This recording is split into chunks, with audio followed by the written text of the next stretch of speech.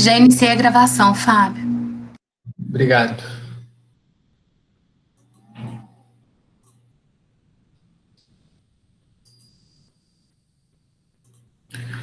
Bom, pessoal, então hoje a gente começa a falar sobre avaliação genética.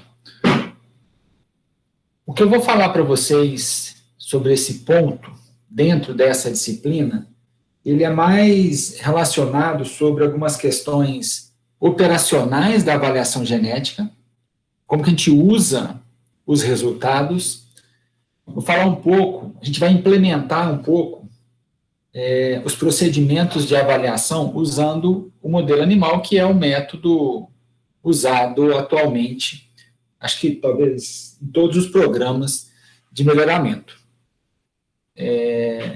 Então, a gente vai ter uma parte, um histórico de como que a avaliação começou a ser realizada.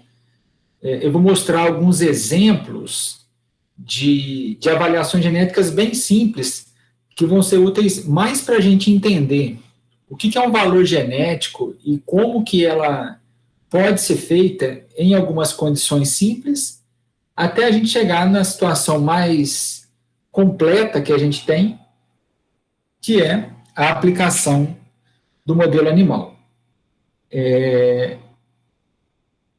Hoje, né, quando a gente fala em avaliação genética no mundo, a gente sempre se refere ao modelo animal como sendo o modelo padrão, porque ele consegue contemplar uma série de condições e de pressuposições que nos ajudam bastante no cálculo, né, nas predições dos valores genéticos. Não vou entrar muito em propriedades estatísticas do método de avaliação genética, a gente vai passar bastante superficialmente sobre isso, porque não é o objetivo da disciplina. Isso vocês vão ter acesso no material complementar e, às vezes, uma matéria específica sobre modelos lineares e sobre modelos mistos, onde vocês entrariam em bastante detalhes a respeito desses modelos estatísticos. Então, o que nós vamos falar hoje, a gente vai começar desde os modelos mais simples de avaliação, quando a gente tem situações extremamente particulares, até a gente chegar no modelo mais completo, que é um modelo animal que permite a avaliação sobre uma série bem ampla de condições. Bom, primeira coisa, é importante a gente conhecer o valor genético dos indivíduos para que a gente possa classificar todos os indivíduos que são candidatos à seleção e, dessa forma, escolher aqueles que são os mais aptos a produzir dentro do sistema de produção que a gente está trabalhando. Só que quando a gente tem os animais no nosso sistema de produção, a gente não consegue observar diretamente os valores genéticos. O que a gente observa, na verdade, é o fenótipo dos indivíduos, o fenótipo de um grupo de indivíduos, e esse fenótipo nós sabemos que é composto do genótipo e também do ambiente, bem como da interação entre esses dois fatores.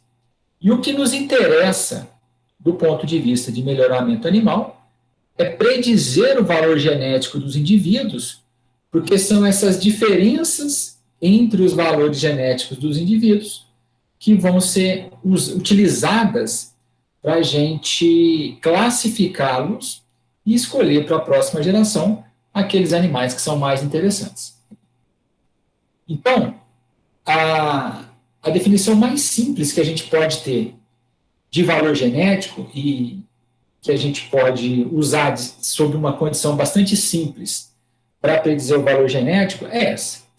Então, se a gente tivesse um número grande de filhos de um determinado reprodutor, produzidos, né, a partir do acasalamento desse reprodutor com fêmeas escolhidas ao acaso, a diferença da média da progênie de cada reprodutor em relação à média da população, multiplicada por 2, seria o valor genético desse reprodutor. Por que multiplicado por 2?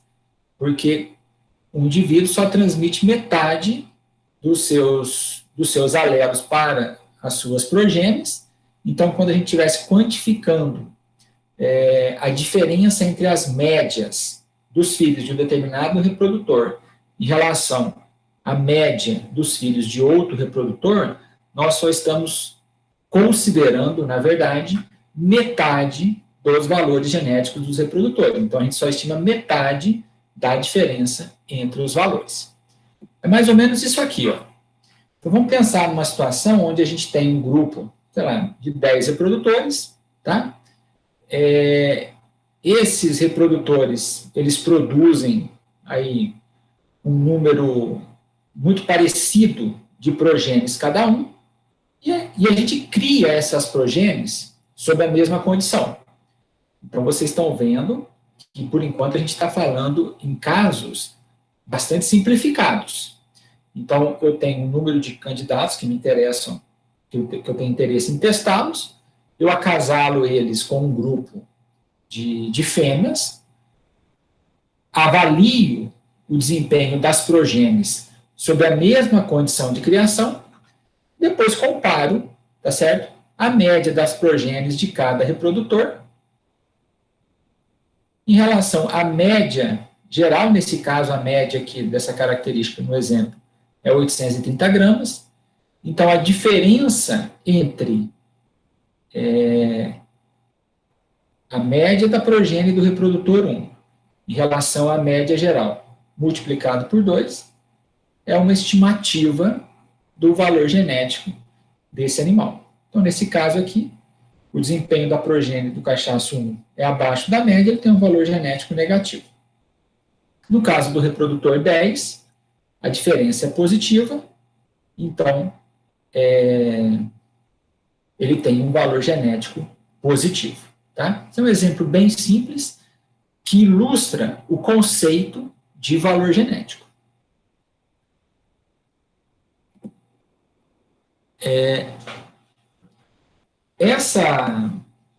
Uma outra forma que a gente tem de definir o valor genético, é aquela que a gente já trabalhou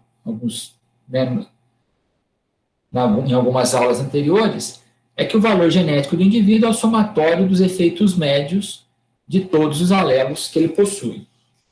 Notem que, se a gente considerar essa definição como a definição, se a gente considerar essa definição, a gente percebe que não é possível observar o valor genético dos indivíduos, porque a gente não conhece, a menos que o indivíduo seja praticamente sequenciado, e que a gente conheça todos os genes que influenciam a expressão de uma característica, a gente não consegue observar o valor genético do indivíduo.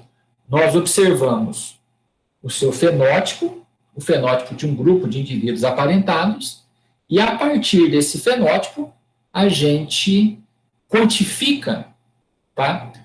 Ou prediz o valor genético desse indivíduo. Então, nós normalmente trabalhamos com situações nas quais nós não conseguimos quantificar os valores genéticos diretamente nos animais, porque a gente não conhece todos os genes que influenciam a característica, tampouco sabemos os efeitos de cada gene sobre a característica, mas nós temos à disposição os fenótipos, tá? E é com esses fenótipos que nós vamos realizar o processo de avaliação genética. A situação mais simples para se avaliar o valor genético é a partir dos dados de produção do próprio indivíduo. Então, vamos considerar uma situação em que nós temos à disposição um grupo de animais, tá? Aqui a gente já tem um detalhe importante que, como na prática nem todos os indivíduos podem ser criados exatamente sobre as mesmas condições ambientais, nós temos um indicador aqui que registra, que apresenta a informação relacionada com as condições de criação desses animais. Então, esses animais aqui, eles foram criados no grupo 1, no ambiente 1. Esses outros animais foram criados no ambiente 2. Esses no ambiente 3 e assim por diante.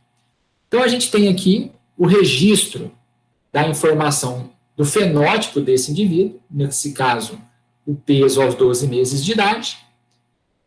É fundamental que a gente faça uma correção desses fenótipos para a média do grupo em que eles foram criados, tá certo? Então, a gente expressa o fenótipo do indivíduo como um desvio em relação à média do grupo em que ele foi criado. E aí, cada grupo vai ter a sua média. O que nós fizemos aqui? Nós simplesmente pegamos o fenótipo e corrigimos para aqueles efeitos que nós sabemos não são de origem genética aditiva. Então, a gente passa a expressar o fenótipo dos animais como desvios, como desvios em relação a um ponto de referência, e esse ponto de referência agora é a média do lote em que o animal foi criado. E aí, o que acontece? Se nós pegarmos esse desvio e multiplicarmos pela herdabilidade da característica, a gente pode ter uma estimativa do valor genético desse animal. Então, e agora pensem o seguinte, a herdabilidade é a mesma, né? Porque ela é referente a essa característica em particular. Então, notem o seguinte, essa é uma situação extremamente simples, a gente só tem registros dos dados dos próprios candidatos à seleção. Nesse momento, a gente não tem dados de pedigree, a gente não tem dados de produção de ancestrais. É uma situação bem simples. E aí, a gente aplica um conceito muito importante, que é o conceito de herdabilidade. Que conceito é esse? A herdabilidade representa o percentual das diferenças entre os fenótipos que podem ser atribuídas às diferenças genéticas aditivas. Então, o que acontece? Se a gente tem, olha só, vamos pegar o fenótipo desses dois animais aqui, tá certo? A diferença entre esses dois fenótipos é de 3 quilos a favor desse indivíduo aqui. No caso é negativo, tá? Então, esse aqui é o menos pior, vamos chamar assim. Então, a diferença entre eles, entre os fenótipos, é de 3 quilos. Multiplicado por uma herdabilidade de 0,40, dá 1,2 quilos. Então, a diferença entre os valores genéticos desses dois animais é a diferença entre os fenótipos multiplicado pela herdabilidade. Olha só, aqui nós temos os valores genéticos desses indivíduos. Então, quanto é a diferença entre os valores genéticos? Ela é de 1,2 quilos. Tá? Então, isso serve para consolidar também o conceito de herdabilidade. Tá? Ela quantifica o percentual das diferenças entre os indivíduos. Olha só. O quanto desses 3 quilos podem ser atribuídas às diferenças genéticas aditivas entre os animais, ou seja, o quanto das diferenças entre os fenótipos podem ser atribuídas às diferenças entre os valores genéticos aditivos dos indivíduos. Então, esse exemplo expressa, de uma maneira simples, mas bastante clara, o conceito de herdabilidade e o conceito de valor genético. Tá? O que dá para a gente perceber? Uma vez que nós fazemos a correção do fenótipo para a média do grupo em que o animal foi criado, a gente não vai alterar mais a classificação entre eles.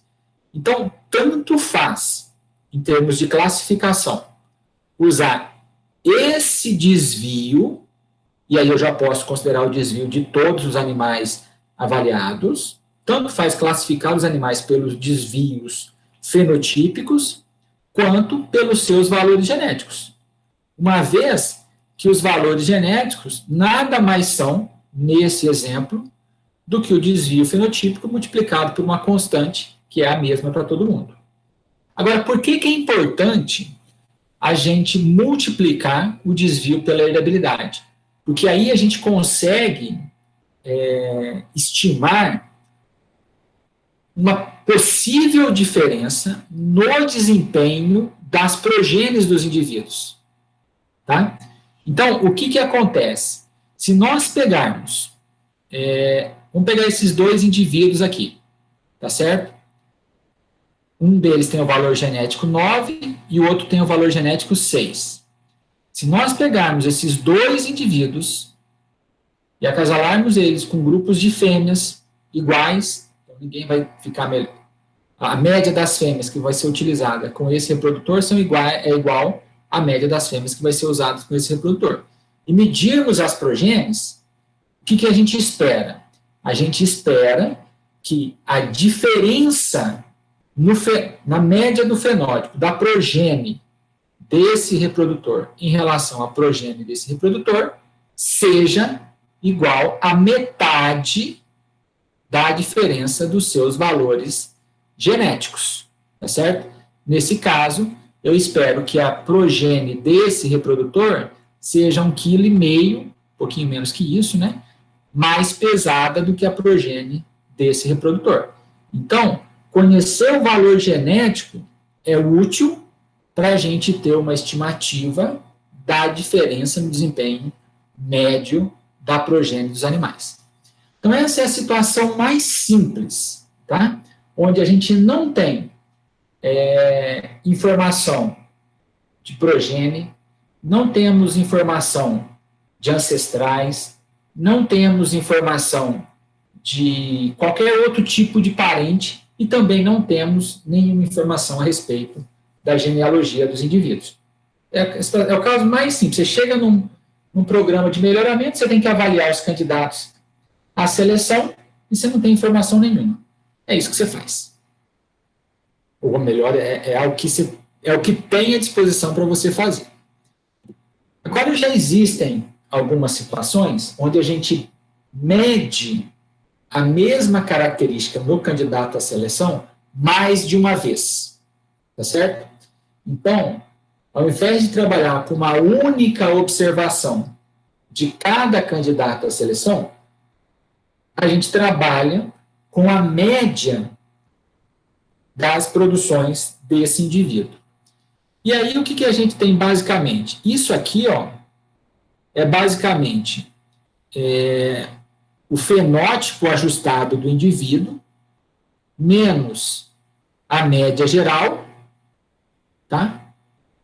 Se eu usar o somatório aqui, eu vou ver que, por exemplo, eu tenho 3 observações, eu vou fazer isso 3 vezes e vou dividir por 3, tá certo? Então, cada indivíduo passa a ter uma única informação.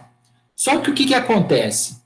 Esse coeficiente de regressão aqui, ele serve para atribuir mais ou menos confiança nessa média dos desvios em função do número de dados disponíveis para cada animal.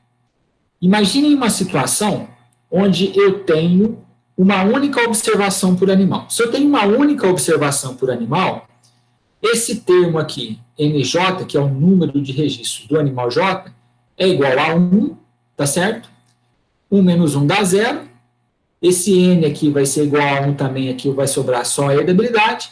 Vai sobrar a herdabilidade dividido por 1, multiplicado pelo desvio do animal, que é exatamente o caso anterior que nós apresentamos.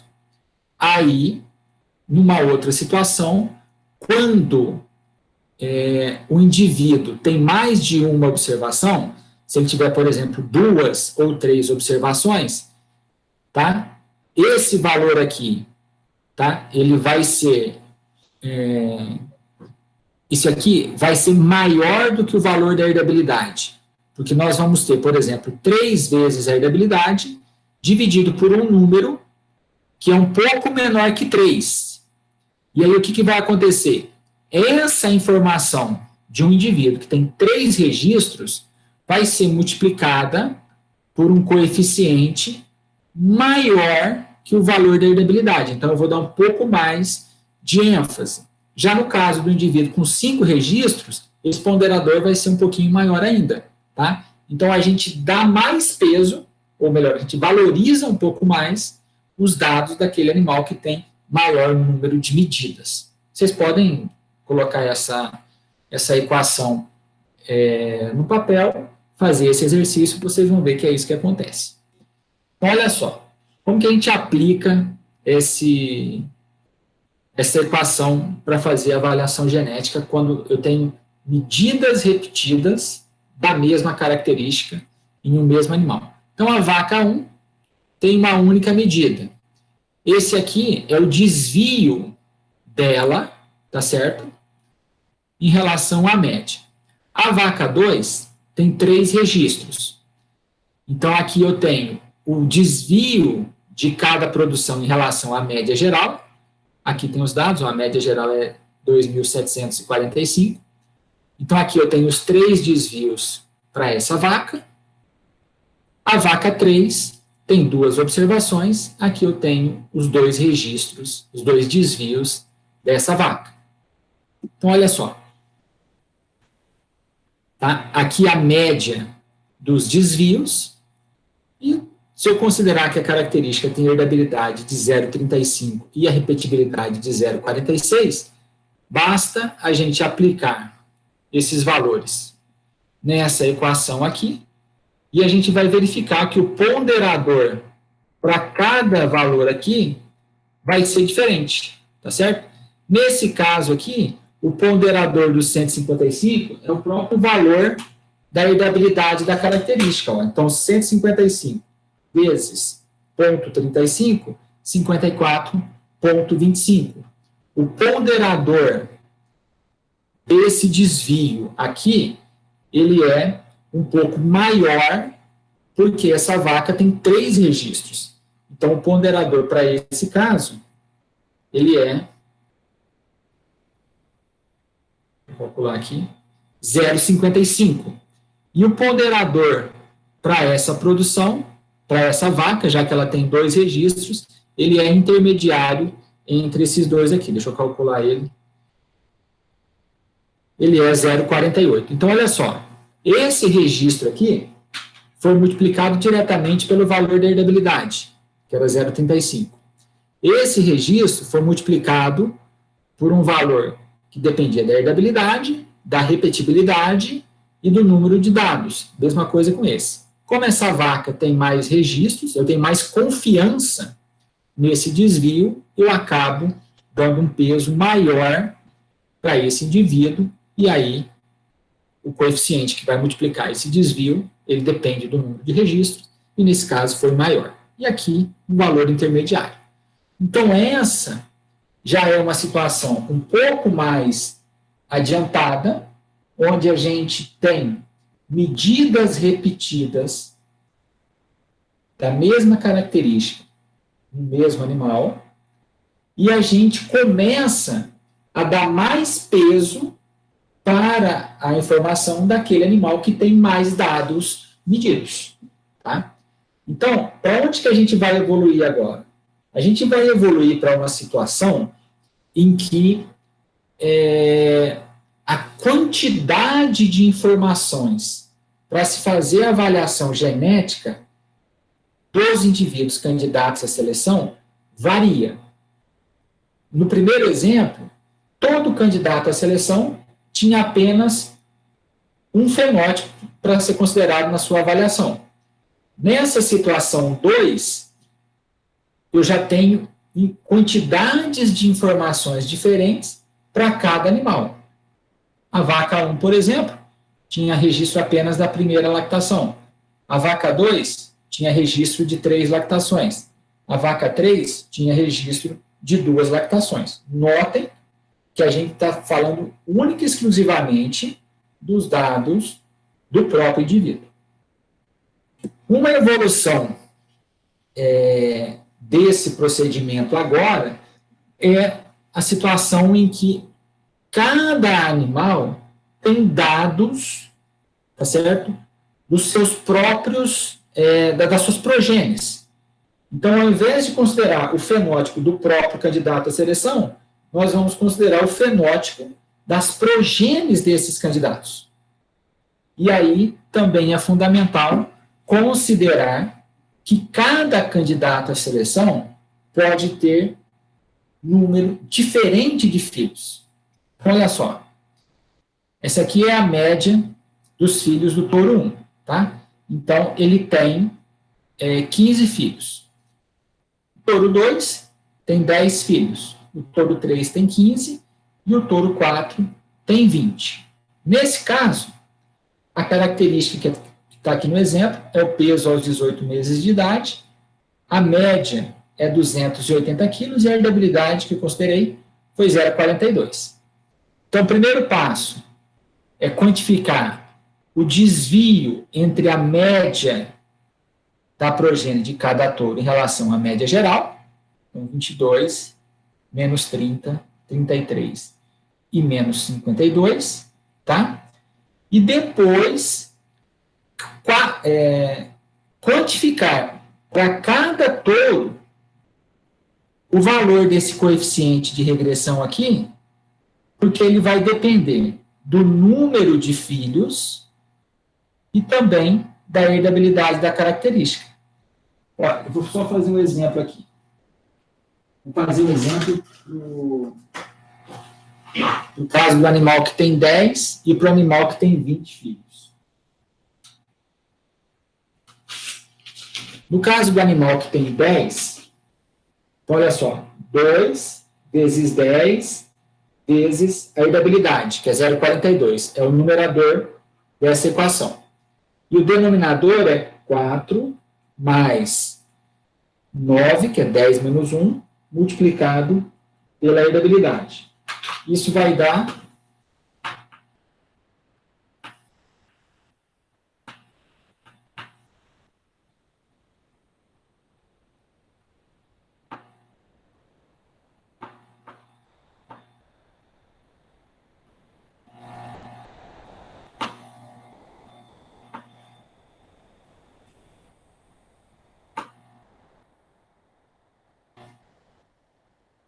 1,08, tá? Então, esse valor aqui, considerando que esse animal tem 10 filhos, vai ser multiplicado por 1,08.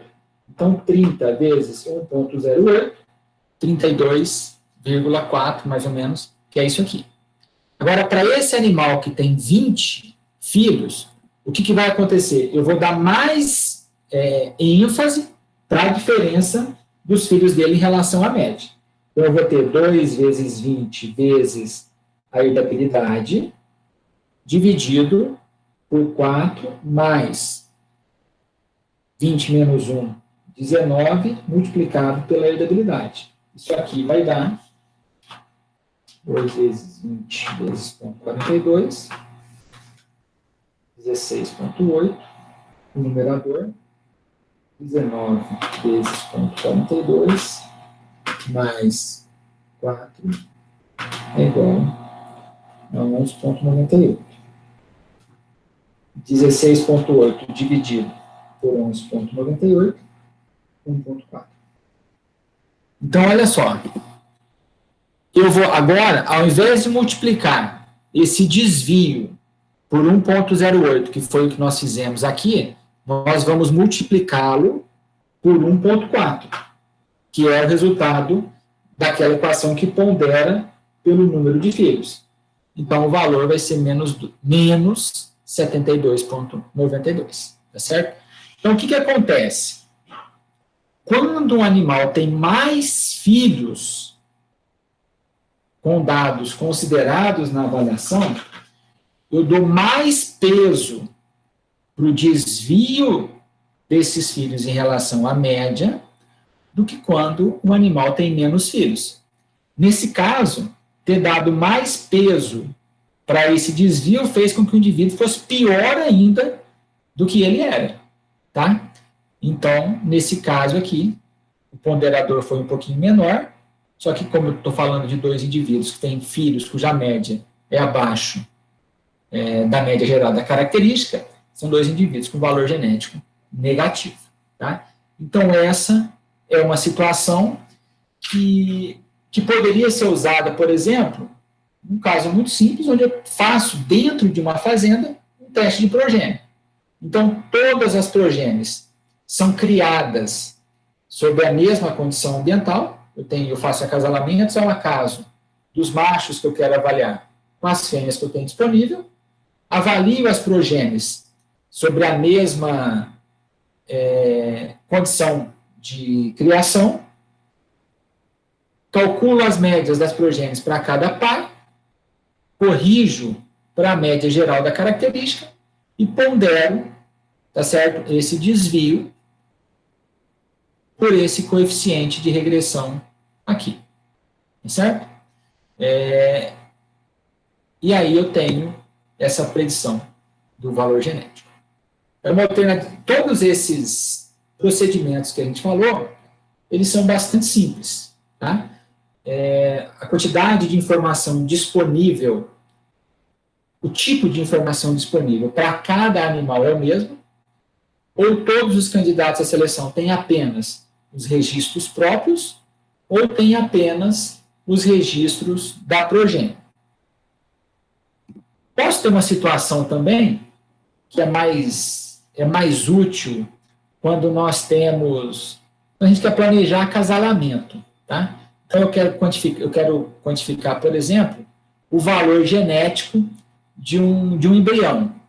Então eu tenho a avaliação do pai, tenho a avaliação da mãe para uma determinada característica, eu posso fazer a predição do valor genético da progênie como sendo a média do valor genético dos pais.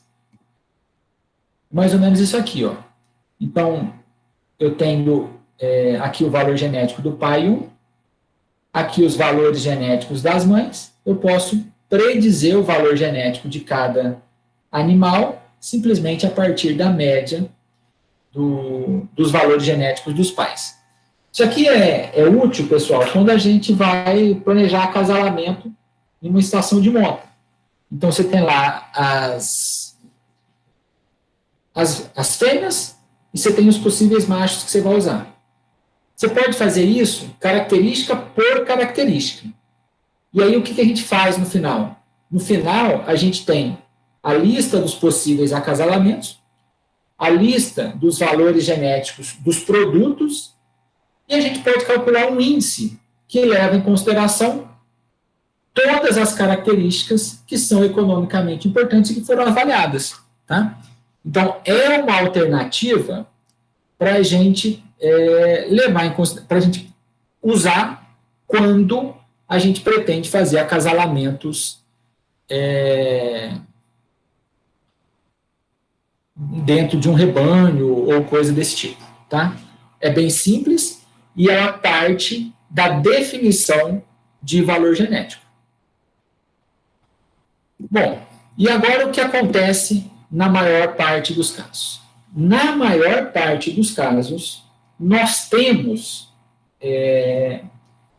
diferentes tipos de informação disponíveis para os candidatos à seleção. Então, você pode chegar num rebanho, qualquer espécie, e você vai encontrar dentro dos indivíduos que são candidatos à seleção num determinado momento, animais que têm os dados próprios, dependendo do fenótipo que a gente está falando, eles têm os dados próprios, eles podem ter os dados dos pais. Então, por exemplo, um bezerro que é filho de uma vaca e de um touro, que nasceram na mesma fazenda e que participaram do mesmo programa de melhoramento, esse bezerro pode ter, na sua avaliação, o fenótipo dele, o fenótipo do pai e o fenótipo da mãe. Um outro bezerro, que é filho de uma vaca do próprio rebanho, mas que foi inseminada com sêmen de um touro externo, de um touro de uma outra fazenda, ele pode ter à disposição o fenótipo dele e o fenótipo da mãe. E isso vocês podem traçar aí 3, 4, 5 gerações para trás. E vocês vão ver que a quantidade de informações disponíveis para cada animal varia muito e o tipo de informação disponível também varia. Então, agora, a gente precisa de um método que utilize essas diferentes fontes de informação da melhor forma possível e que também nos ajude a quantificar a precisão que nós temos associada com as predições de valores genéticos. Então, agora a gente já dá um passo à frente, que é a utilização de diferentes tipos de produção para a predição do valor genético e também a gente vai dar um passo seguinte, que é quantificar de certa forma, a quantidade de informação utilizada na predição do valor genético, que é o cálculo da acurácia, certo? Então, a gente entra nos procedimentos de avaliação que são mais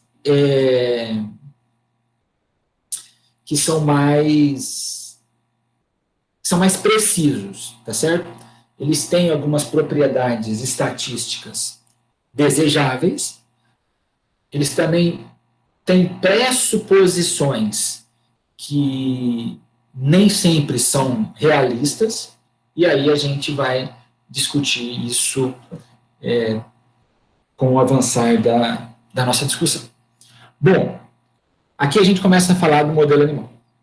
Tem dois termos que vocês vão ouvir, ou já ouvem com bastante frequência, dentro de um programa dentro do tema avaliação genética, que é o modelo animal e o sistema de equações de modelos mistos. E tem uma confusão muito grande entre esses dois termos.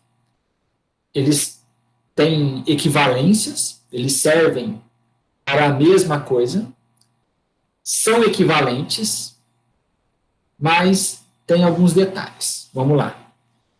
Essa equação aqui é uma coisa que eu gosto de chamar de a derivação clássica dos valores genéticos usando o conceito de modelo animal. Ela foi apresentada nesse trabalho aqui do professor Henderson em 1963. Então, esse paper aqui, ele é de 1963. Como que ele fazia? Bom, ele descrevia o fenótipo de um indivíduo a partir de uma média geral, a partir de um índice que, na verdade, era um indicador das condições de criação daquele animal, grupo de manejo, idade, enfim, qualquer fator que não fosse de origem genética, o valor genético do animal e um desvio existente, na verdade, por desconhecimento de todos os fatores que influenciavam o fenótipo. Então, a partir dessa equação aqui, ele propôs isso aqui sobre a forma algébrica não, matricial. Então, aqui a gente tem um vetor de fenótipos, aqui uma matriz de incidência daqueles efeitos que não são de origem genética aditiva, no caso, essa parte do modelo. O vetor beta, ele contém os efeitos, né, as soluções para cada efeito fixo. ZA, que é a matriz, Z, que é a matriz de incidência dos valores genéticos, A é o vetor de valores genéticos e E é o vetor dos resíduos. Bom, a partir das pressuposições e dos procedimentos que estão descritos nesse artigo, ele demonstrou que esse preditor aqui era a melhor maneira para a gente predizer o vetor de valores genéticos dos animais a partir considerando a matriz de variância e covariância genética entre os valores genéticos, a matriz de variância e covariância fenotípica, o vetor de fenótipos e as soluções para os efeitos que não são de origem genética aditiva. Então, o que a gente sabe dessa matriz, disso aqui? Nós conhecemos Y, nós conhecemos X, que é essa matriz aqui, é simplesmente uma matriz de delineamento. É possível estimar B por métodos, como, por exemplo, o método de quadrados mínimos. Então, esse B aqui é um vetor com os efeitos dos grupos de ambiente. Para estimar a matriz G, nós precisamos conhecer a matriz de parentesco entre os indivíduos e a variância genética aditiva da característica. Para conhecer a matriz V, que é a matriz de variância e covariância dos fenótipos, a gente precisa conhecer, além da variância genética aditiva, a variância residual, e dessa forma a gente acaba conhecendo a herdabilidade da característica, tá certo? E a gente simplesmente aplica isso aqui, aplica essa equação e chega em predições dos valores genéticos aditivos. Então, uma vez... Oi? Por favor, você repete para mim o que é o G? O G é a matriz de variância e covariância genética entre os valores genéticos aditivos. Ah, tá, obrigada. O que é o G? O G é a matriz de parentesco A multiplicado pela variância aditiva da característica. Então, se no meu pedigree eu tenho 1000 animais, a matriz G, ela tem 1000 animais, né, ela é 1000 linhas por 1000 colunas, cada entrada é o parentesco entre os animais correspondentes, multiplicado pelo valor genético, pela variância genética aditiva, tá? E a matriz V, que é a matriz de variância e covariância dos fenótipos. Bom, isso aqui, quando eu falo assim, eu uso o modelo animal para fazer a avaliação genética, na minha cabeça vem essa equação, tá? Mas aí o que acontece? Quando isso aqui começou a ser usado, havia um problema computacional muito grande. E o problema computacional muito grande estava exatamente em obter a inversa dessa matriz V aqui. Porque essa matriz V é uma matriz muito grande e ela é pouco esparsa, ou seja, ela é bem cheia de números, tá? Então, eu não tinha lembrando que a gente está falando lá da década de 60. Então, nós não tínhamos capacidade computacional tão grande para calcular essa inversa de V. E isso, por muito tempo, impediu a utilização direta dessa fórmula aqui. Mas aí, o que o Henderson fez? Ele era muito astuto e ele desenvolveu uma coisa que a gente chama que é o sistema de equações de modelos mistos. Tá? O sistema de equações de modelos mistos, que é apresentado nesse trabalho aqui, e esse trabalho foi publicado em 1959, pelo Henderson e por outros pesquisadores. O que acontece? O Henderson apresenta esse sistema de equações, tá certo?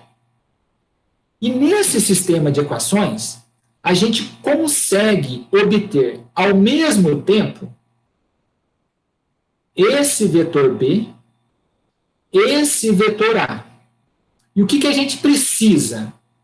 A gente precisa da matriz X, dessa matriz R, que é a matriz de variância e covariância residual, que é uma matriz, praticamente uma identidade, multiplicada pela variância residual.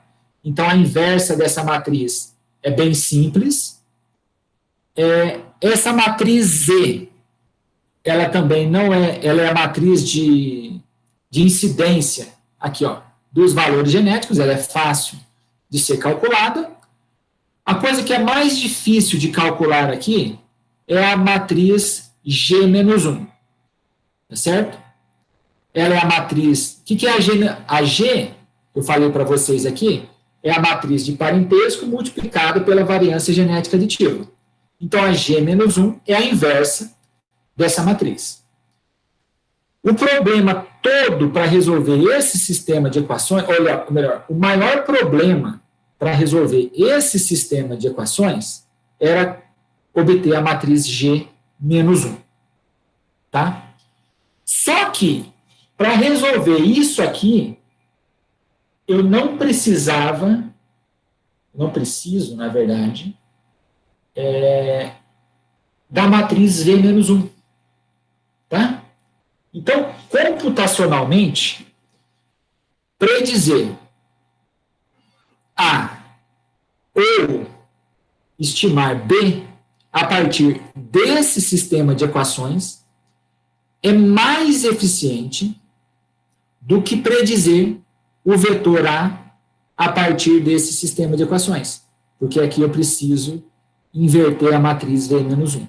E a única maneira de se fazer isso é usando força bruta, usando muita capacidade de processamento e muita memória de computador. Então, o que acontece? Apesar desse sistema de equações parecer mais complexo do que esse, ele é mais fácil de ser tratado computacionalmente. E ainda, o Henderson demonstrou que, primeiro, esse valor, a predição desse valor de A aqui era igual a desse aqui, e as mesmas propriedades estatísticas dessa forma também eram observadas para essa forma aqui, tá? Então, ele demonstrou que chegar em A por esse caminho, ou chegar em A por esse caminho, eram maneiras equivalentes de se predizer o valor genético dos animais. Só que, computacionalmente, isso aqui era mais fácil. Então, isso aqui ficou conhecido como sistema de equações de modelos mistos, tá? Que, quando resolvido, gera um vetor de valores genéticos com propriedades BLUP, aí a gente vai falar o que é cada uma das letras, tá? Que são equivalentes às propriedades desse vetor predito a partir dessa equação. Então, apenas para a gente diferenciar um caminho do outro, eu gosto de chamar isso aqui de BLUP clássico, tá? Foi a primeira forma que o Henderson derivou um preditor para o valor genético. Apesar dele ter publicado depois, lembre do detalhe, esse trabalho foi publicado em 63, e esse trabalho foi publicado em 59. Então, mas ele já sabia disso aqui quando ele fez esse trabalho. Só que não estava publicado. Então, teve uma certa incoerência cronológica na publicação desses trabalhos. Tá? Então, o que o Henderson fez nesse trabalho aqui foi demonstrar que esse vetor aqui era igual a esse e tinha as mesmas propriedades estatísticas. E ainda, era mais fácil de ser calculado com os recursos computacionais da época. A única limitação desse método aqui era calcular essa matriz G. Mas aí o que aconteceu? Em 1976, então a gente está falando aqui de final da década de 50,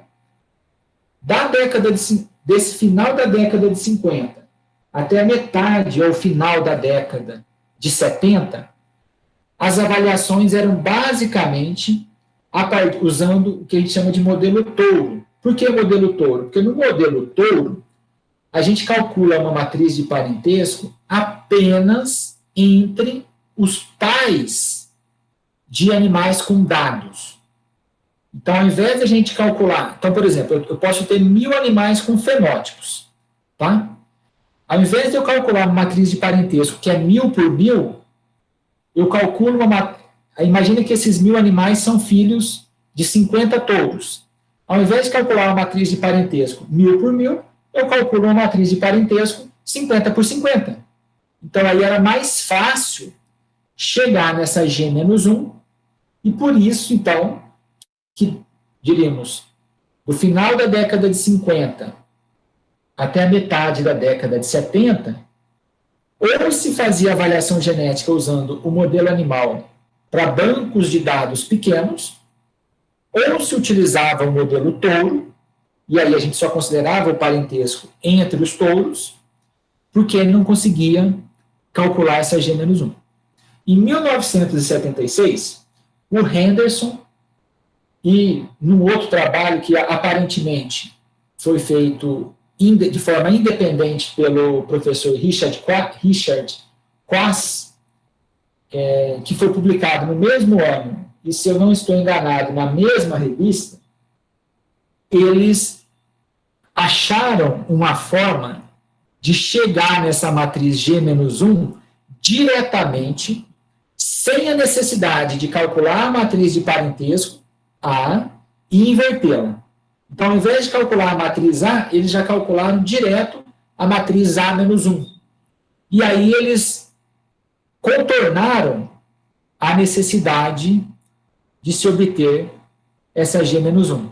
E aí o método ficou computacionalmente execuível, e a partir de então, o modelo que a gente considera hoje como modelo animal começou a ser usado em escala assim, bem disseminada. Tá? Então, o que fez, quais foram os pontos importantes para a aplicação, para avaliação genética usando o modelo animal?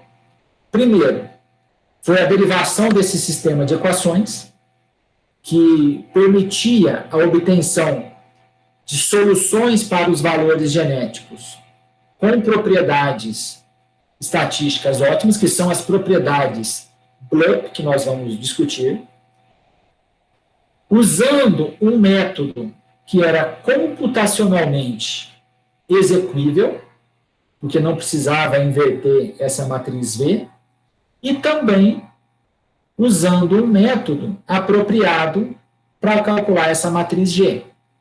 Tá?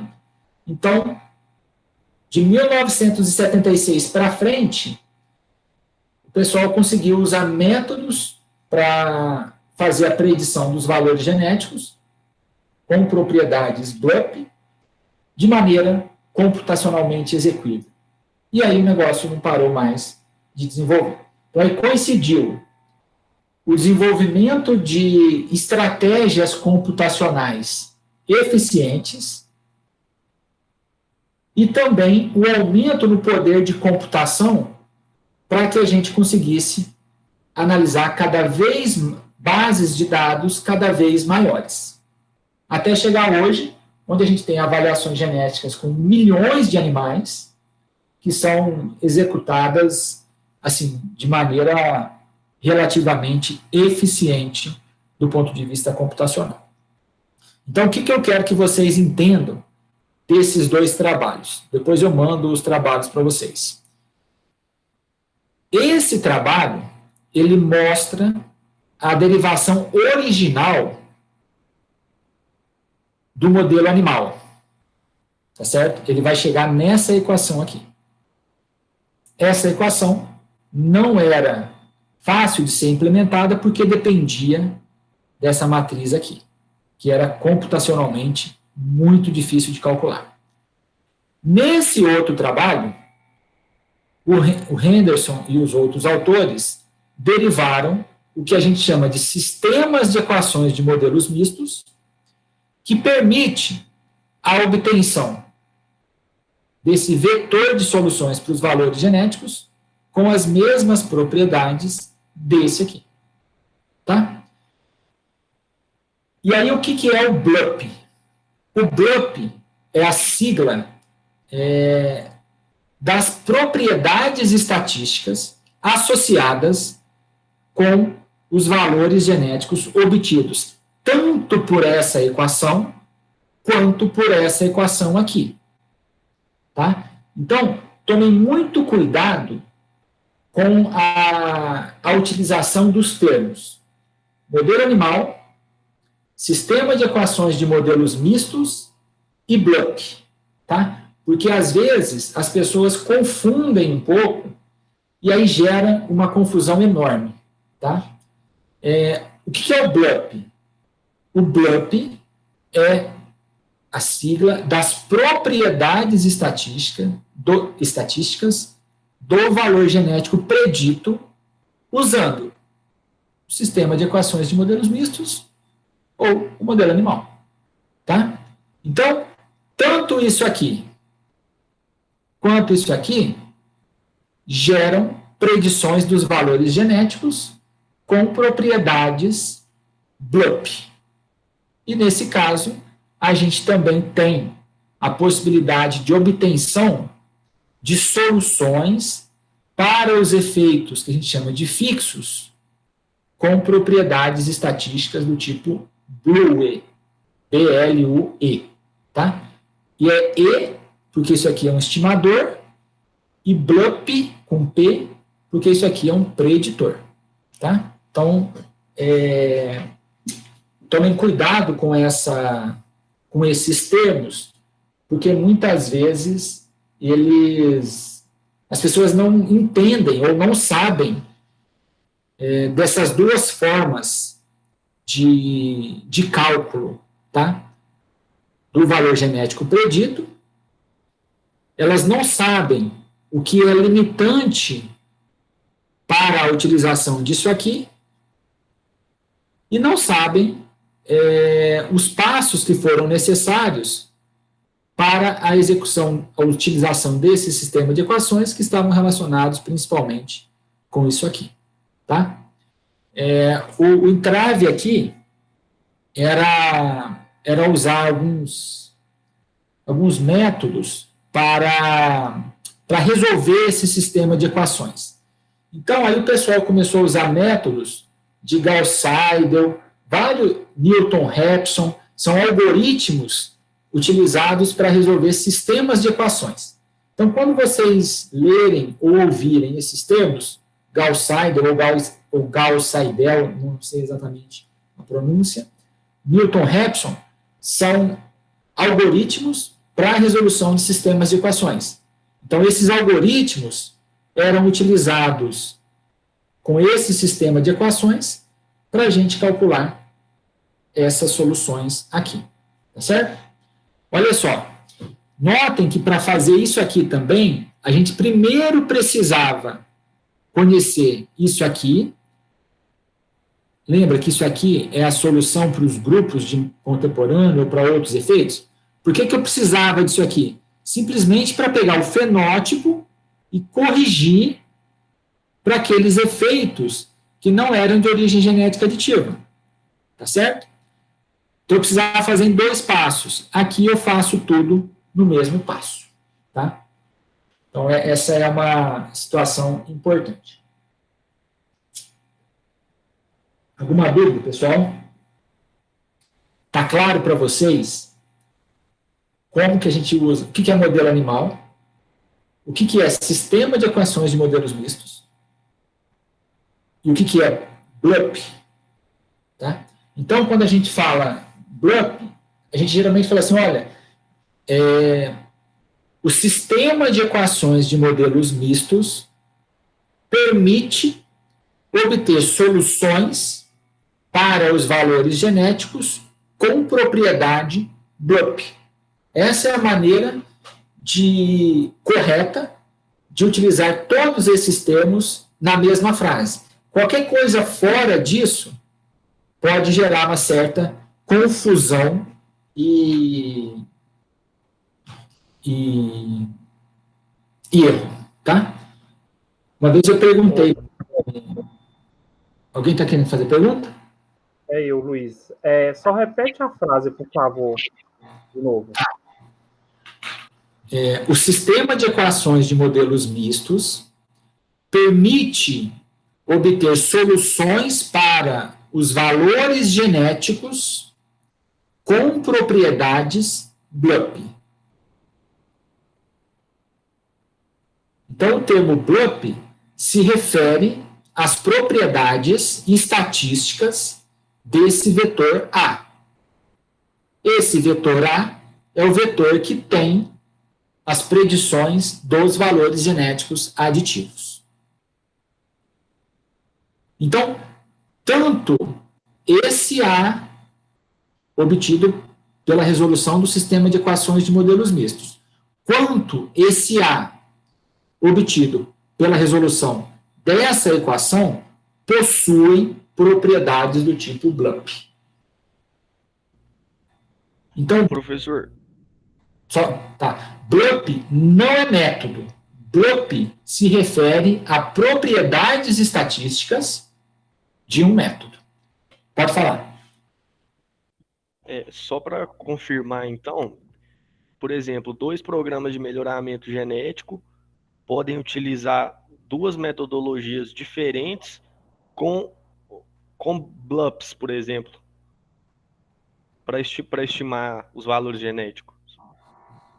As 2 metodologias teriam as características similares, porém diferentes. Olha só, hoje, ninguém obtém predições de valor genético usando essa equação aqui, tá? Todos os programas obtêm os valores de A usando o sistema de equações de modelos mistos. Todos, tá? Porque isso aqui não é computacionalmente viável, tá? Então, todos os programas obtêm predições dos valores genéticos usando a metodologia de modelos mistos, que fornece predições dos valores genéticos com propriedades BLUP. Tá? Talvez essa seja a maneira mais correta de falar isso. Tá? Então, eles não usam metodologias diferentes. Eles usam a mesma metodologia, que é a metodologia de modelos mistos. As soluções para os valores genéticos de 2 ou 3 programas têm as mesmas propriedades estatísticas, que são propriedades BLUP, só que, como os vetores de fenótipos são diferentes em cada programa, então os fenótipos são diferentes. As matrizes de incidência são diferentes. Os componentes de variância são diferentes.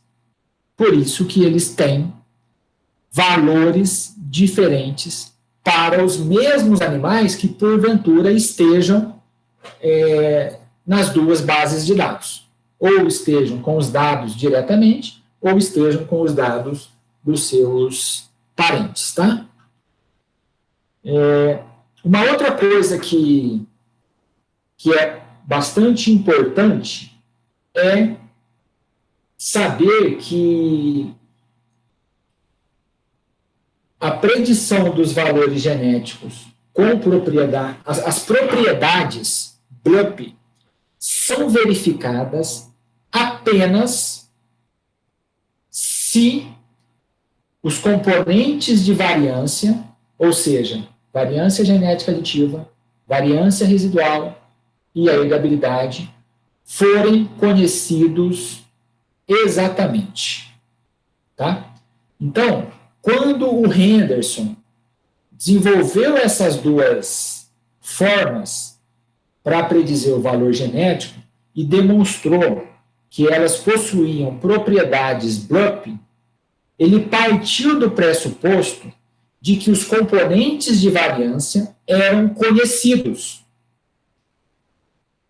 E, na realidade, esses componentes de variância não são conhecidos.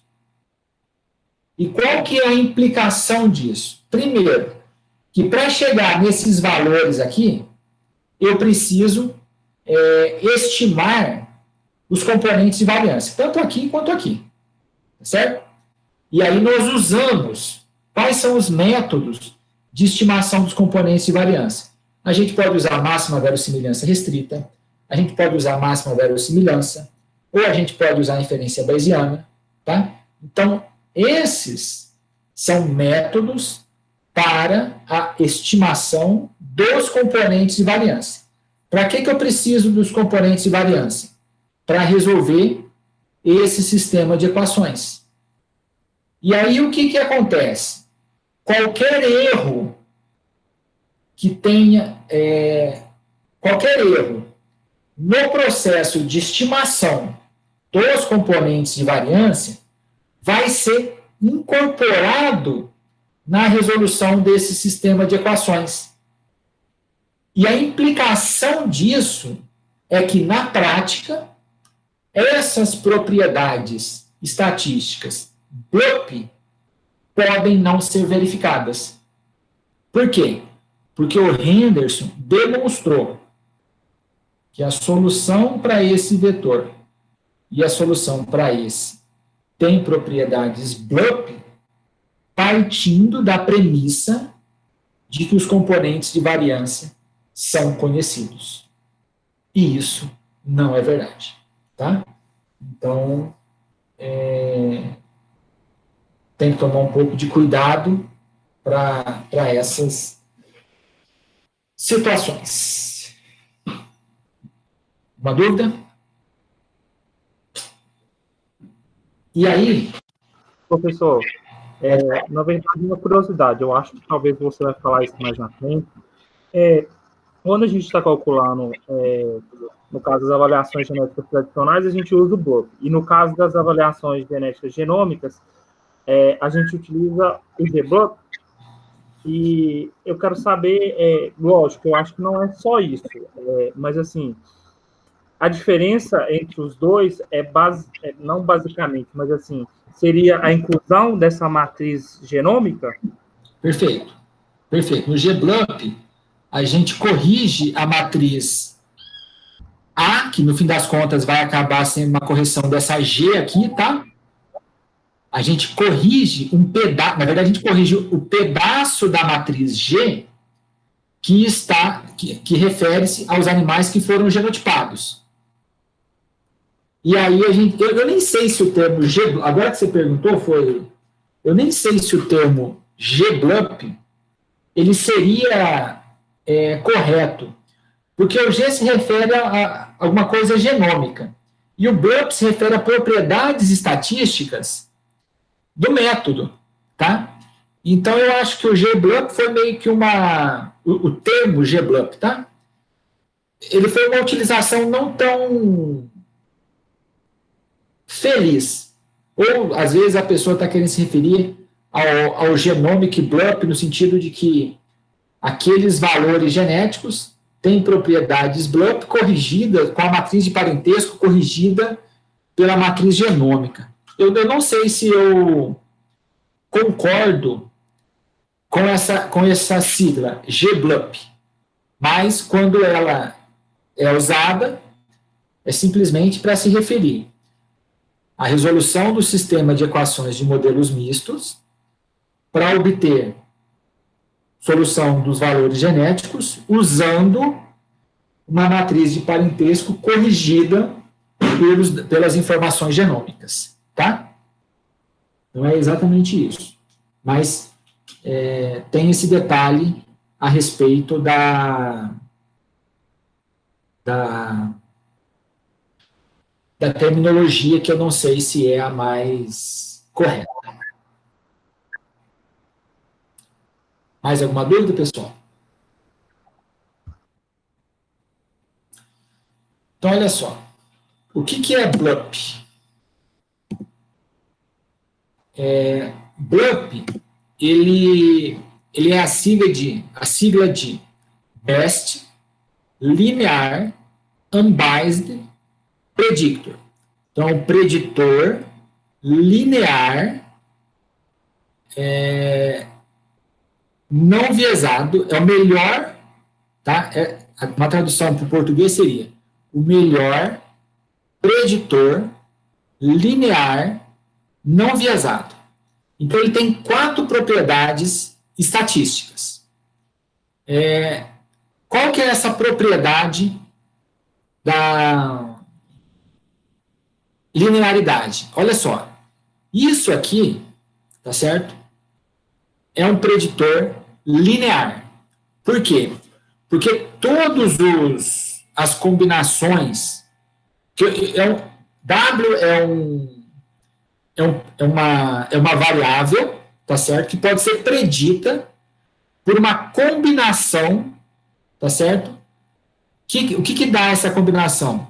K' e L' são os coeficientes que combinam as soluções, os valores conhecidos, ou melhor, os valores verdadeiros de beta e de A. Então, isso aqui é um preditor linear da variável W, e ele é linear por quê? Porque aqui a gente não tem, se a gente fizer uma derivada desse preditor em relação a beta ou em relação a A, a gente só tem relações lineares, a gente não tem dependência de outros parâmetros nessa derivada. Então, ela é linear, tá? Não tem elementos exponenciais e tal. É assim que é uma forma da gente verificar linearidade. O que acontece? Beta e A não são conhecidos, tá certo? Então, eu preciso encontrar um preditor de W com essas propriedades interessantes. Então, eu vou achar, olha só, por que eu estou usando o termo chapéu aqui? O termo chapéu é para indicar que esse W chapéu é um preditor desse W sem chapéu. Então, esse preditor, ele vai ser quantificado, ele vai ser obtido por Y, que eu sei que é o fenótipo, multiplicado por B'. Então, a gente tem que encontrar um B que faça com que isso aqui seja o mais próximo possível disso aqui. Tá? Então, olha só. Então, a linearidade vem daqui. Esse preditor, ele é simplesmente uma combinação linear dada pelos elementos de beta dos fenótipos disponíveis. Ele é não viesado. O que é não viesado? Não viesado é uma propriedade estatística que é exatamente isso aqui, ó. A esperança matemática da minha variável de interesse, que é W, mas é desconhecida, é igual à variância do meu preditor. O que é W? Está no slide anterior. É exatamente isso aqui. Tá certo? E o que é o meu Y, meu W chapéu? É exatamente isso aqui. Então, o Henderson demonstrou que esse preditor que ele usou, ele é não viesado, porque ele tem as mesmas, que a esperança matemática dele é igual à esperança matemática da variável original. Eu não vou entrar em detalhes sobre isso aqui, porque se eu fosse passar o passo a passo disso aqui, a gente ia gastar uns 3 semestres. Então, eu vou simplesmente tentar explicar rapidamente para vocês o que é cada um dos termos aqui. Então, ele é não viesado por causa dessa propriedade, ele é linear por causa dessa propriedade, ele é melhor por causa dessa propriedade aqui, ó. A variância do erro de predição, o que é o erro de predição? É a diferença entre o preditor e a variável original, tá certo? Ela é mínima. Então, isso que faz o método ser BLUP. Então, isso tudo aqui, ele é verificado com as soluções provenientes do sistema de equações de modelos mistos. Então, essas aqui são as passagens que... Isso tudo tem naqueles trabalhos que vocês... que eu vou mandar para vocês depois. Então, olha só. Aquele vetor A gerado aqui e aqui, ele tem propriedades BLUP, aqui, ó. Por quê? Ele é linear, tá certo? Ele é não viesado, aqui, ó, linear, não viesado, e ele é B de best, porque ele é o preditor que torna mínima essa variância aqui, tá certo? E ele é um preditor porque a gente está trabalhando com uma variável aleatória. E aí a gente usa geralmente o termo predizer uma variável aleatória ou estimar uma solução para um efeito fixo. Bom, e aí então o Henderson fez todas essas demonstrações e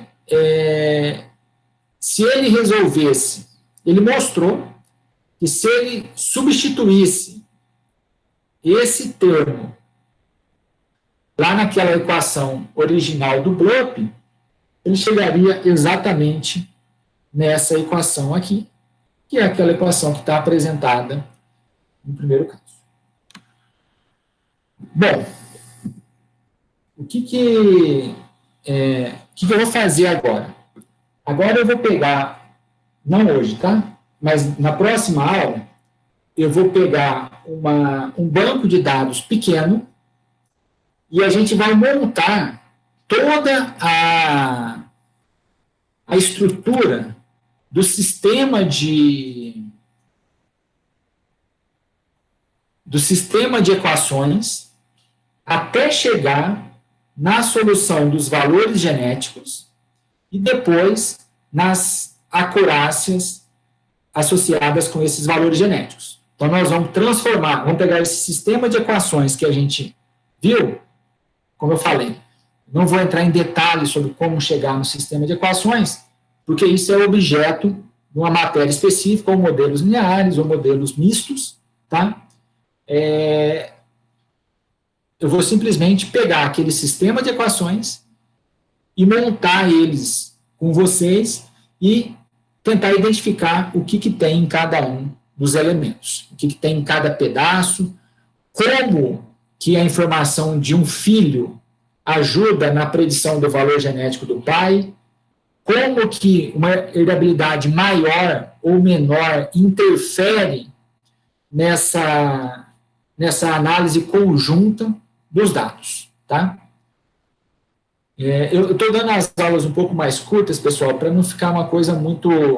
Eu acho que as primeiras aulas que a gente teve, elas foram muito extensas, então, para o pessoal que está assistindo, está meio demorado, então estou tentando dar aula um pouco mais curta e e exijo um pouco mais de vocês no sentido de ler material que eu estou passando, tá? Alguém tem alguma dúvida? Terça-feira da semana que vem, eu esqueci de avisar isso, eu vou viajar, eu não vou estar em Belo Horizonte, eu vou estar em viagem, e aí eu não vou conseguir dar aula na terça. Eu ainda não sei se eu vou gravar a aula e passar a aula para vocês, ou se eu vou simplesmente dar aula na quinta-feira só, tá? Então, terça-feira nós não vamos ter aula, mas na quinta a gente tem com certeza. Aí, para substituir a aula de terça, ou eu mando algum material para vocês lerem, ou eu passo alguma informação adicional. Certo? Alguma dúvida, pessoal? Professor, eu tenho uma dúvida, você consegue me ouvir bem? Pode falar, André. Professor, eu já, assim, direto escuto o termo que a DEP é genômica, né? Tanto em leilão e em programas de avaliação e tudo mais. Só que, assim, para a DEP ser genômica, no caso, precisaria de uma população base genotipada, não? E eu não sei se existe essa população, então eu criei uma dúvida, e já que teve uma pergunta de genômica aí na aula, pegando um gancho, eu gostaria que, se assim, você pudesse me explicar sobre isso, se realmente é genômica, se o que é feito com a genômica ali. Tá. Quando o pessoal usa esse termo no leilão ou em qualquer outra coisa, o que eles estão querendo dizer? Eles estão querendo valorizar mais o animal, mas essa DEP genômica... Oi? Só te interrompendo. André, repete só o final da sua pergunta. Eu acho que ele pediu para eu repetir o final da pergunta, seria isso?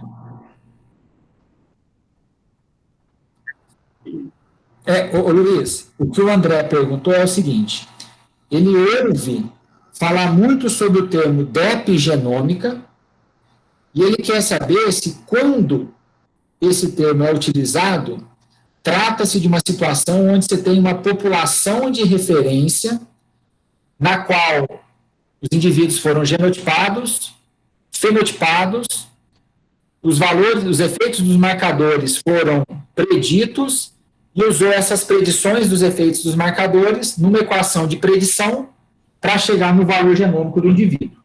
Eu acho que foi mais ou menos essa a pergunta. Bom, André, o que acontece é o seguinte, o pessoal usa, a gente não tem,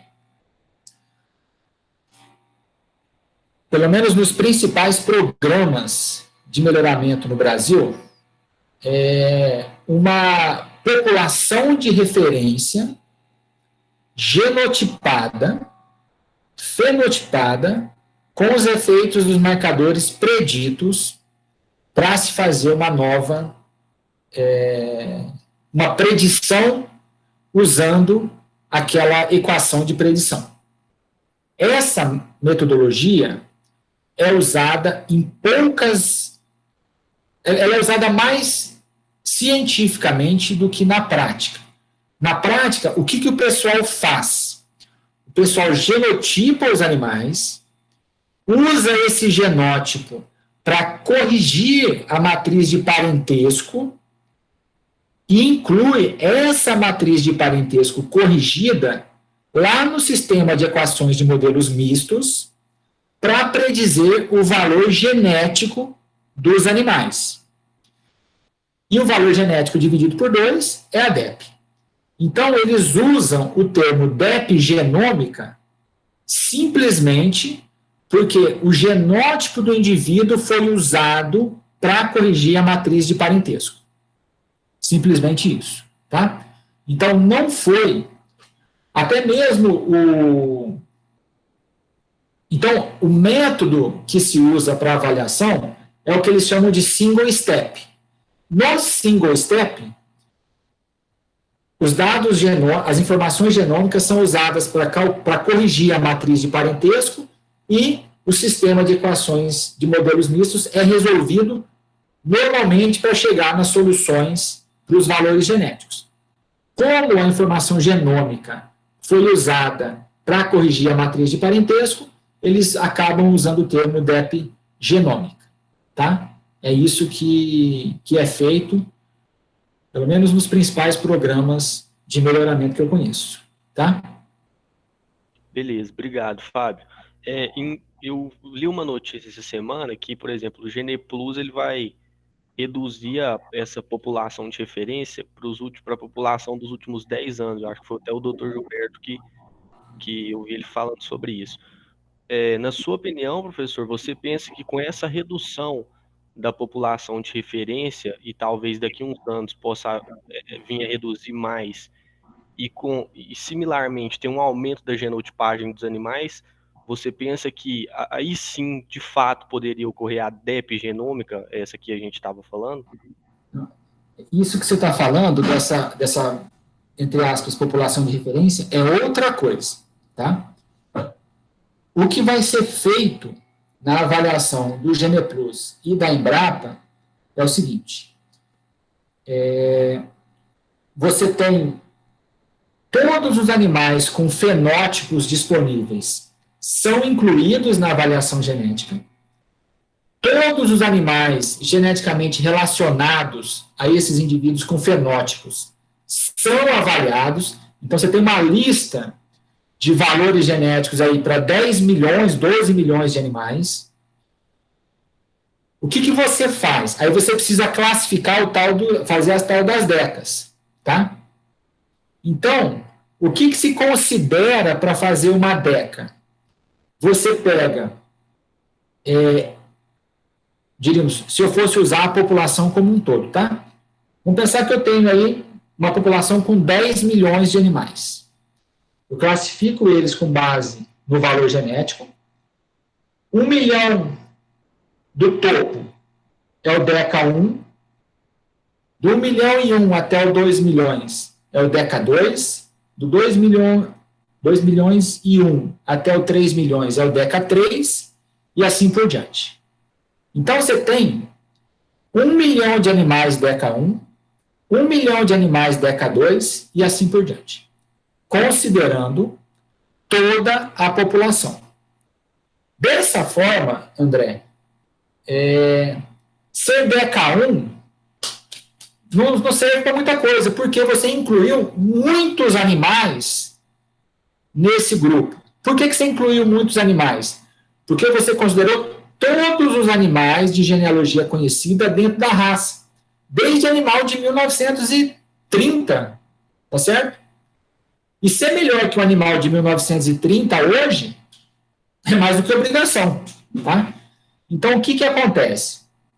Para fazer essa classificação em DECAs, a ABCZ usou, se eu não estou enganado, os valores genéticos dos animais que nasceram nos últimos 20 anos. Então, nesses animais que nasceram nos últimos 20 anos, ela pegou o maior valor genético, o menor valor genético, tá certo?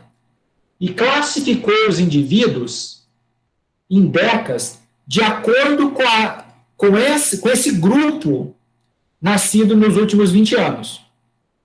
Só que o que acontece? O animal que nasceu 20 anos atrás, ele já é muito defasado. Até mesmo animal que nasceu há 15, 20 anos atrás, esse grupo, ele é muito amplo. Então, o que vai acontecer? A cada ano que se passar, essa classificação em DECAs vai ser realizada usando como referência uma população nascida. Se estava há 20 anos, a cada ano vai tirar um, tá certo? Até chegar nos 10 anos. Então, vai ser uma população de 10 anos apenas para a gente reescalonar o valor genético e distribuir essa questão das DECAs. Não é uma população de referência com dados genômicos. É simplesmente o que a gente chama de base de comparação. Hoje, a base de comparação que a gente tem é a média dos animais nascidos nos últimos 20 anos.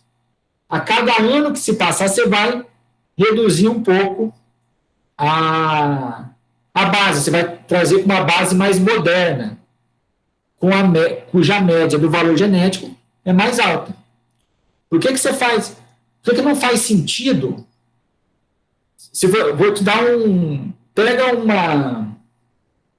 Pega o sumário da ABCZ, por exemplo, pega só animal DECA 1, tá certo?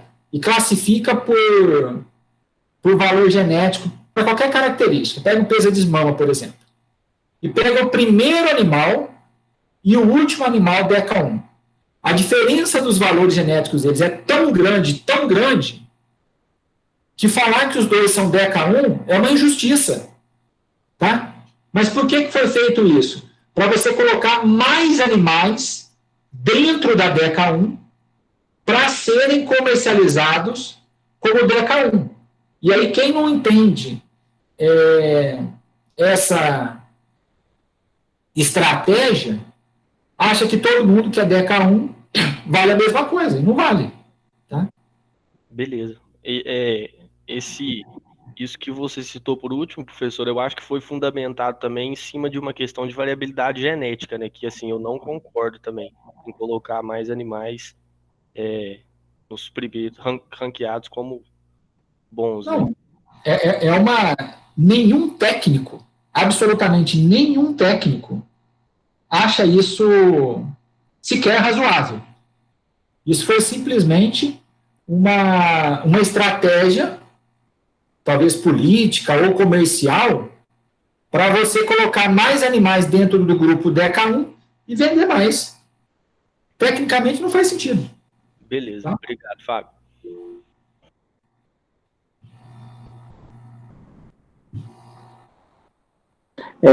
Pegando o gancho no que você estava falando, professor, a gente vai fazer isso no Gene Plus, né? E, assim, eu acho que para o mercado isso vai ter um impacto muito grande, porque se já era valorizado um top 0,1%, com essas mudanças vai ser muito mais valorizado ainda. Assim, eu não entendo, só não gosta do 0,1 quem não tem animal 0,1, tá? O que a gente busca no melhoramento é justamente o 0,001. É o melhor de todos.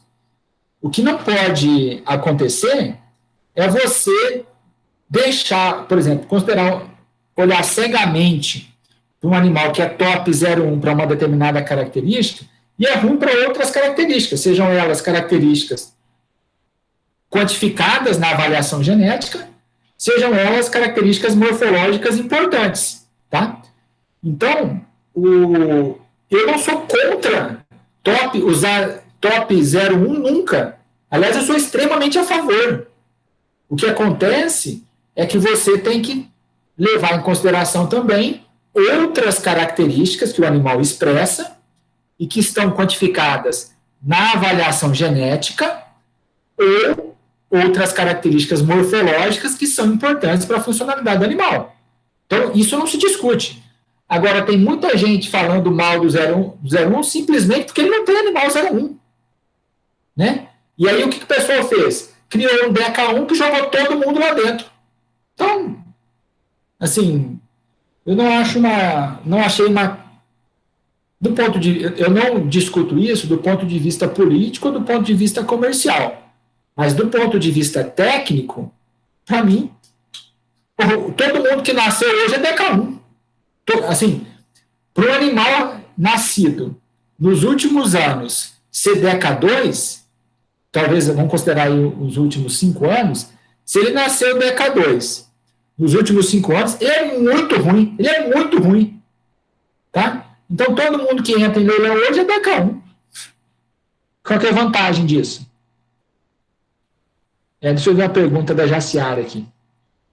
Professor, com o passar do tempo, espera-se que o aumento do número de animais genotipados, né?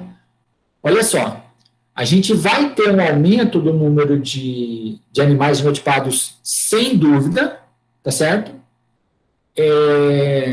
Só que tomem cuidado.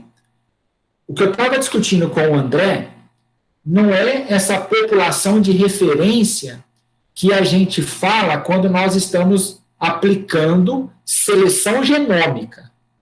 Essa população de referência que o André perguntou, e que talvez o termo mais correto fosse população base, tá? É diferente da população de referência quando a gente está implementando um programa de seleção genômica, conforme a gente já discutiu em algumas situações. E, de fato, eu também espero que aumente a acurácia das predições. É isso, tá? Então, essa é a situação.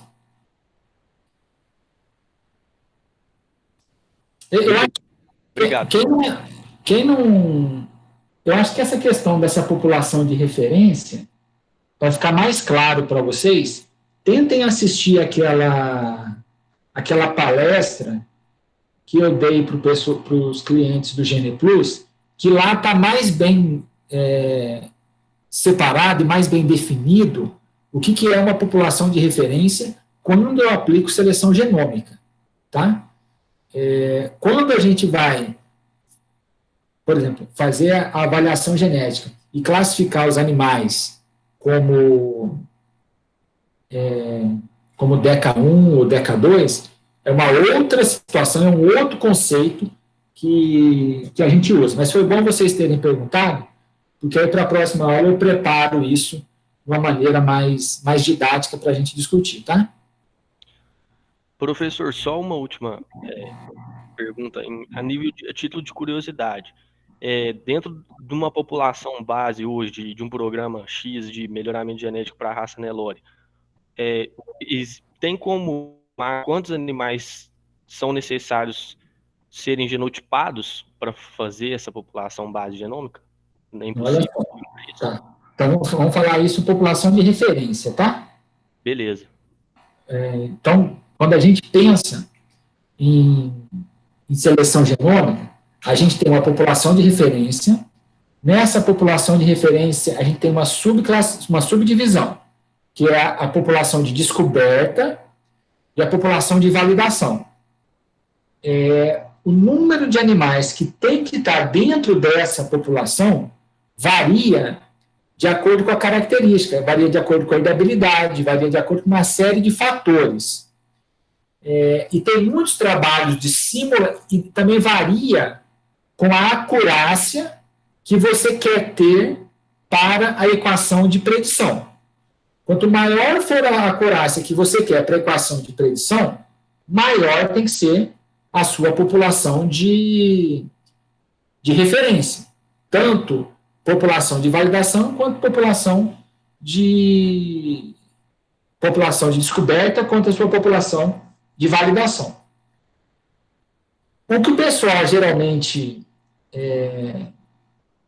no giro leiteiro, o pessoal fez uma estimativa de que eles precisavam de uma população de pelo menos 2.500 vacas genotipadas.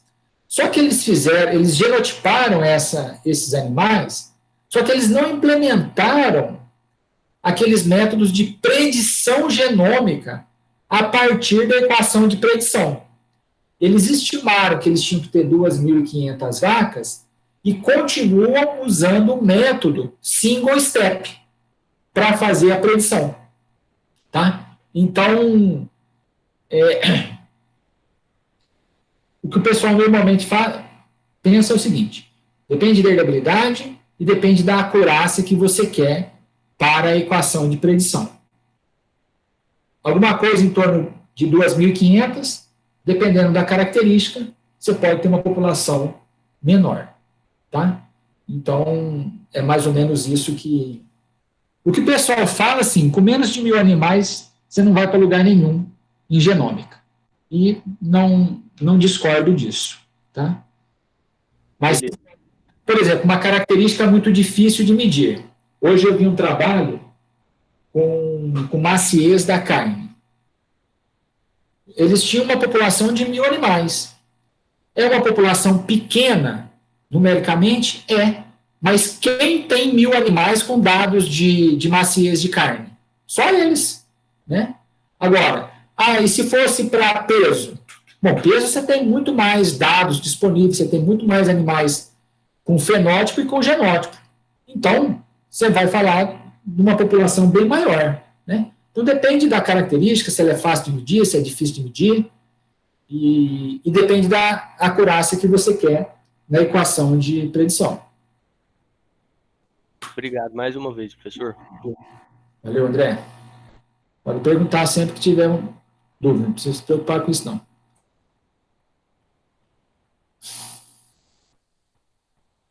Bom, pessoal, então, eu mandei os materiais para vocês, aquela revisão do Gianola e do Guilherme Rosa é muito boa, compensa vocês lerem. Ela exige, né, um pouco mais de conhecimento a respeito dos métodos estatísticos e tal, mas realmente é um material muito bom, assim, muito completo. Aquele material que eu mandei da minha qualificação assim, ele é de um nível bem básico, tá? Mas ajuda vocês, pelo menos, a ter um pouco de ideia a respeito dos termos ou dos métodos de avaliação que foram usados. Se vocês acharem algum erro lá, tomem cuidado, porque os professores corrigiram, mas eu não implementei as correções no material, tá? Então, leiam com bastante cuidado e restrições. O material do Gianola e do Guilherme, com certeza, é muito mais sólido, muito mais consistente. E depois eu vou mandar alguns outros materiais para vocês sobre esse tema de hoje. Se alguém tiver alguma dúvida, pode perguntar lá no grupo que a gente vai discutindo, tá certo? Obrigado, boa tarde para vocês. Bom final de semana. A gente vai se falando aí ao longo da semana. Valeu, professor. Obrigado pela aula. Valeu, Arthur. Valeu todo mundo.